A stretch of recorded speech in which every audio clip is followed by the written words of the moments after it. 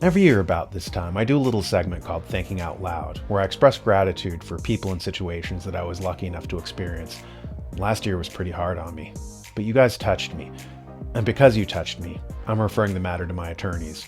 You can't go around touching people without their consent.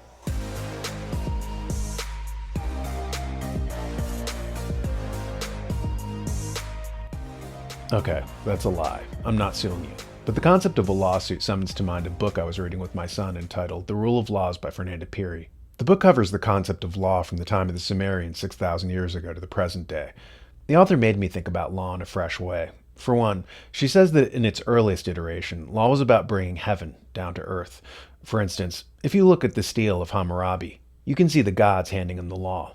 Likewise with Moses with the Ten Commandments coming down from Sinai, or the Brahmin caste in ancient India, basing their laws on the religious texts, the Vedas. In the latter case, if you see the cosmos as being founded on karma, then your secular laws will be based on that, creating an eye for an eye, a tooth for a tooth system. The trick is making the secular law match up with the cosmic law, as above, so below, the microcosm matching up with the macrocosm. Fernanda Pirie says that this was the oldest version of the law. Secondly, however, law was about maintaining social structures, like stigmatizing adultery, making incest a taboo, preserving stable family structures and hierarchy. The third aspect of law, and the last to be conceptualized, is the practical application of law to sanction robbers or to discourage arson, property damage, embezzlement, and so forth. In India, this third aspect of law was lobbied for by the merchant class, who wanted stability so that the economy wasn't disrupted by crime. In America, we used to have all three components of law, like John Adams saying, "Our Constitution was made for a moral and religious people. It is wholly inadequate to the government of any other." The German philosopher Hegel says that the constitution of any people is derived from the ethos of that people. It's the role of government, he says, to make sure that that ethos survives into posterity. This is the sole purpose of government. Note how John Adams says that that ethos that resulted in our Constitution was a document conceptualized by a religious people. This same reference to religion appears in the Declaration of Independence when Thomas Jefferson refers to our rights as coming from the Creator. The whole concept of human rights comes from a Spanish priest named Francisco Suarez in the 16th century. It was Suarez who said that our rights don't come from government, but from God.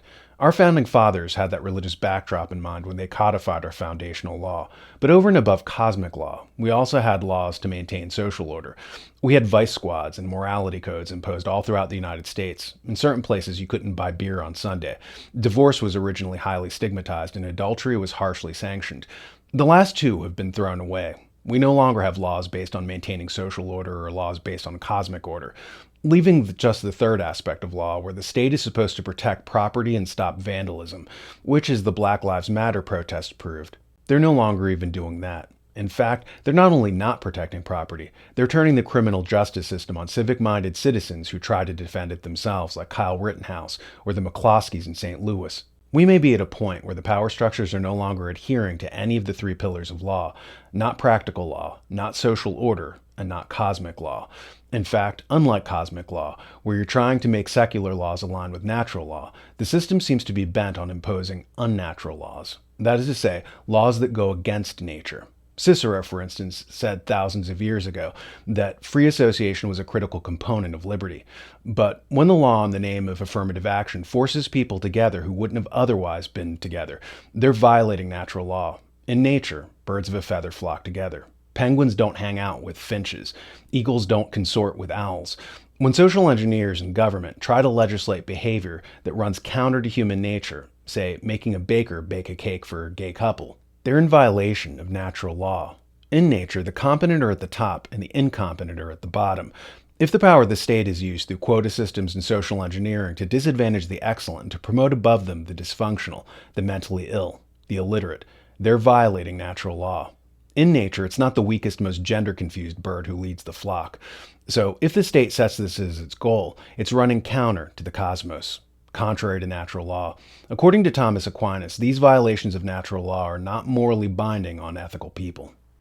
Aquinas thinks that a human law is only just when it's in accord with the natural law, and that laws that conflict with the natural law are not morally binding.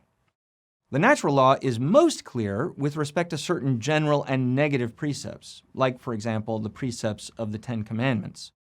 Theft, murder, lying, adultery, and other sexual sins, suicide, These are wrong always and everywhere because they're contrary to what the natural law teaches us is the good for human beings: self-preservation, sexual union and the raising of children, truth, life together in society.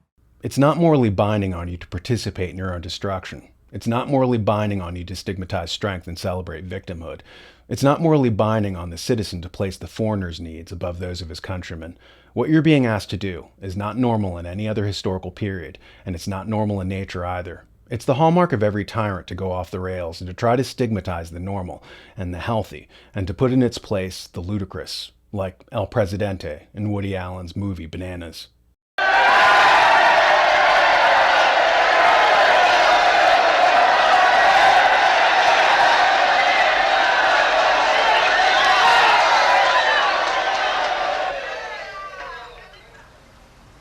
Hear me.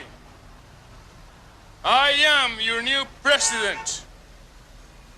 From this day on, the official language of San Marcos will be Swedish. Silence! In addition to that, all citizens will be required to change their underwear every half hour. Underwear will be worn on the outside, so we can check. Furthermore, all children under 16 years old are now 16 years old. What's the Spanish word for straitjacket? Power has driven him mad.